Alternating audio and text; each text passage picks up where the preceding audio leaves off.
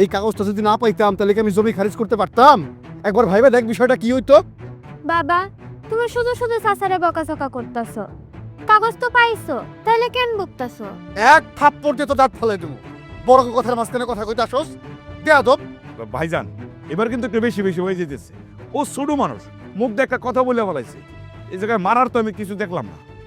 বাইরে তো কেউ ওর সাথে পারে না, এজন্য বাড়ির মধ্যে আইসা বলজি ভাই তাগো উপরে ছড়ি ঘুরায়। তাই না?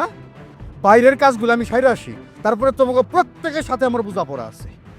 বড় ভাই, এই বাইরে গেলে একটু তাড়াতাড়ি আইসো, একটু জরুরি কথা আছে তোমার লোকে। যাওয়ার সময় যেহেতু বাধা দিলি, তাহলে এখনই শুনেই যাই। না, ওই একটু সময় লাগবে তো, সেই জন্য বলতেছি আর কি। ঠিক আছে।